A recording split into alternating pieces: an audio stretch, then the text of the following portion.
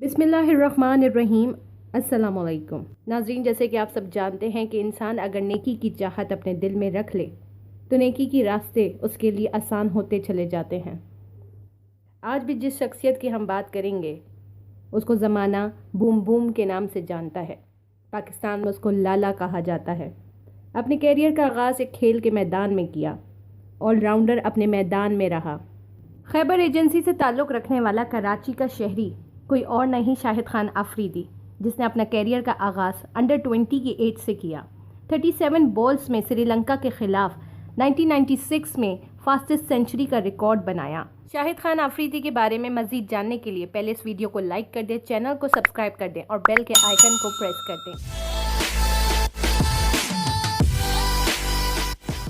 आफरीदी ने test matches, ODI matches, IPL matches, T20 के matches, सारे मैचेस में शानदार परफॉर्मेंस करके दुनिया में अपनी एक शनाख्त और अपनी एक पहचान बनाई।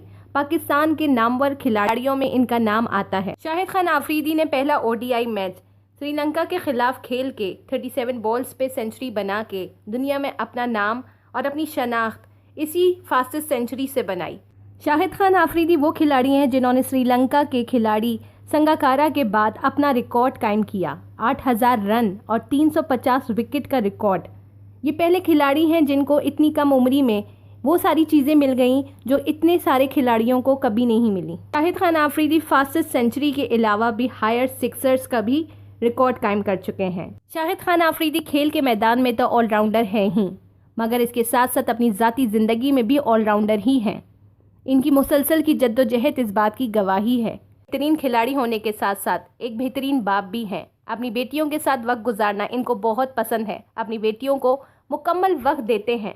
अपने घरेलू मामलात को बहुत अच्छे तरीके से लेके चलने वाले खेल के मैदान को खैराबाद करने के बाद इन्होंने अपनी ज़िंदगी का मकसद चुना। अपनी ज़िंदगी की पहचान बनाने के लिए ऐसी राह का इख्तियार किया। शाहिद खान आफरीदी को सब कुछ हासिल था, नाम, शोहरत, इज़्ज़त, दौलत, मगर तब भी उनके दिल में ये एहसास था कि शायद मैं अभी उस तरह मुकम्मल नहीं हूँ जैसे कि इंसान को मुकम्मल होना चाहिए। शाहिद खान आफरीदी ने अपनी फाउंडेशन बनाई और उस फाउंडेशन का नाम शाहिद आफरीदी फाउंडेशन रखा। और इनके ज़िंदगी का मकसद सिर्फ यही है कि मैं रज़ाई इलाही के लिए काम करूं। शाहिद खान आफरीदी दुनिया के उन खिलाड़ियों में शामिल हैं जो लोगों की फलाह के लिए काम करते हैं।